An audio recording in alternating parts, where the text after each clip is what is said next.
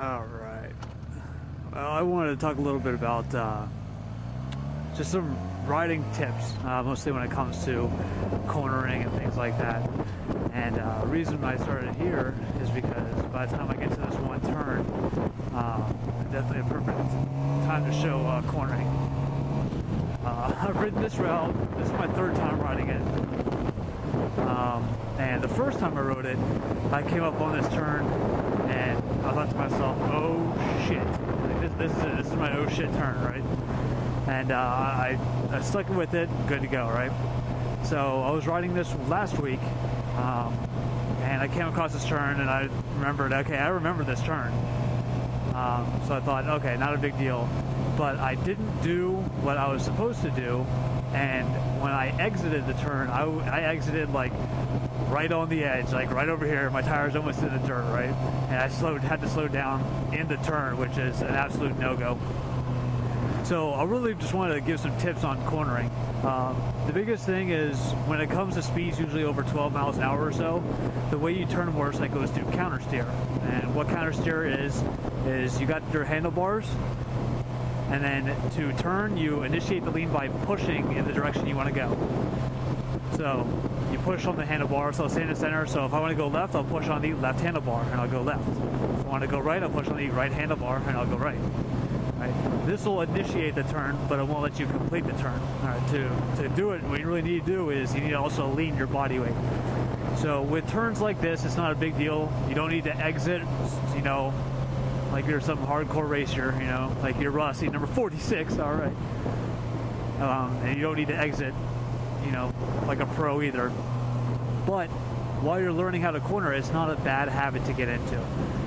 There are times you want to watch out when it comes to entering and exiting is if you're riding in a group, you want to look at your spacing if you have room to enter and exit, because you don't want to go riding into somebody else's lane and then they have to swerve out of your way, and then everybody behind them starts swerving, and you got that one guy who low sides his bike or something.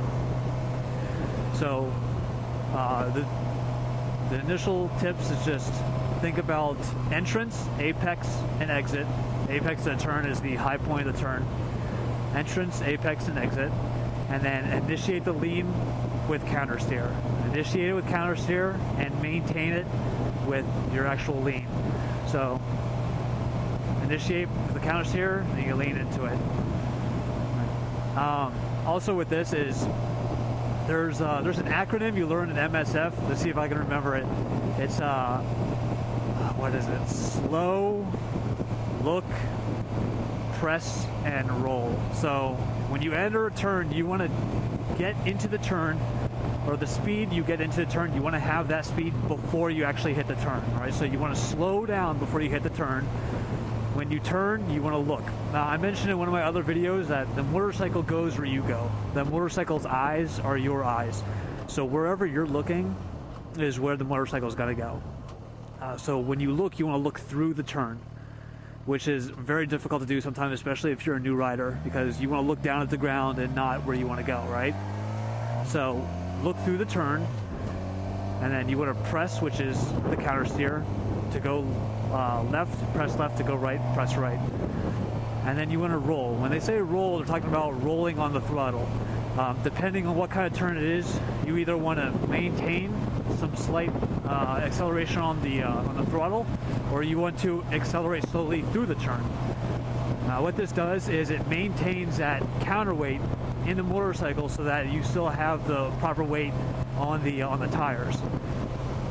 If you slow down during the turn, there's two things that can happen depending on how fast you're going. The front wheel will try to straighten out, which will bring the rest of the bike up and can flip it over, causing what's called a high side. Or if you're really, really low to the ground, like you're trying to drag your elbows or something, and you kind of blip your motorcycle, you don't maintain that throttle, and then you go back on it, and you can cause a low side, which is your rear wheel sliding out from underneath you. Is this it? No. Pretty sure you gotta slow down. There won't be any questions if that's a turn, because I will definitely stop talking because I'm gonna try to actually do this correctly. This might be it. But yeah, so is it? Yeah, alright, it is. I think this is it. Oh, thanks a lot, guy. That's not it.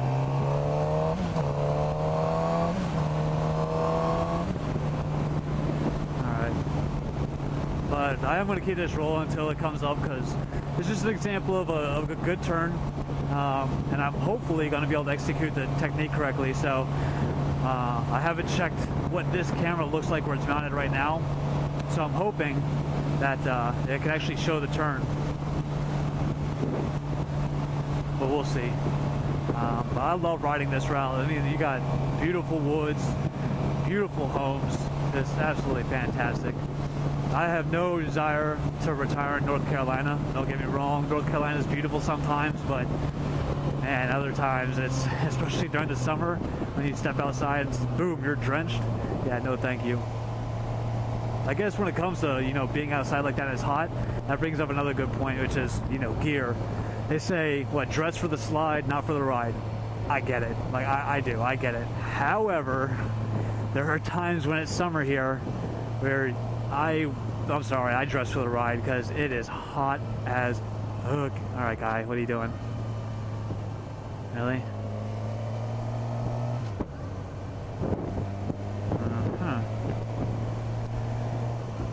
Yep, there it is. There's the turn. No, goddamn, dude. Whatever, I'll find it. Oh, dude, you're killing me. Please go left.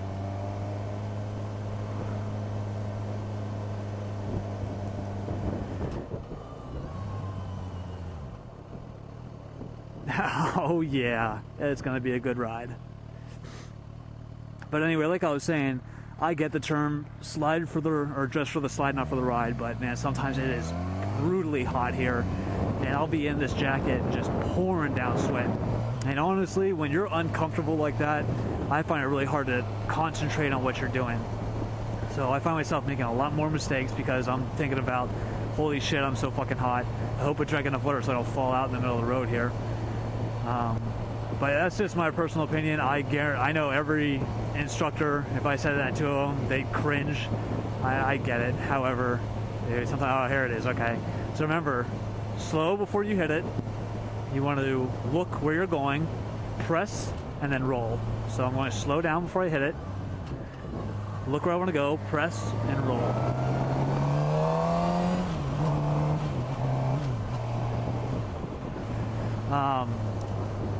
Another good tip that I learned when I went to MSF, two more I guess, is if you don't know if you're going to make the turn, stick with it and accelerate. If you're not sure, like, oh, I don't know if I can go far enough, if you have been riding on your bike for at least like 10 minutes and the tires are nice and warm, you can get down pretty low, even if you're not on slicks. So if you're in a tight situation, you don't know what to do and you're thinking about bailing, lean down further and accelerate a little bit more, because a lot of the times you will be able to get out of that turn. I don't know if you saw it back there, but I could kind of tell that I was exiting a little wide, so I leaned a little bit more and accelerated out of it.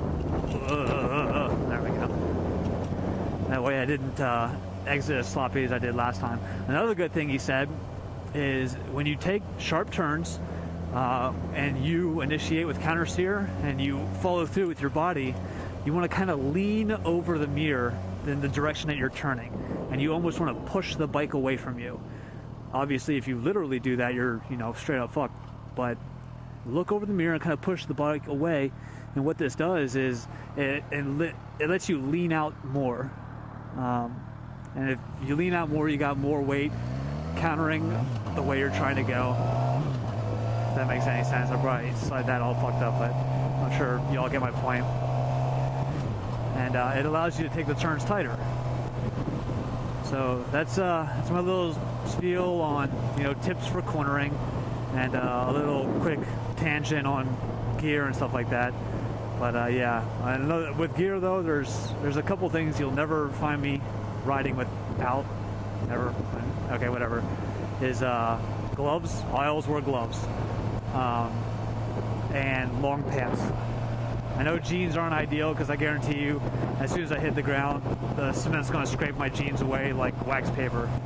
But I'd rather I have something between me like jeans than riding around in shorts like those fucking squids. So yeah, all right, no squids.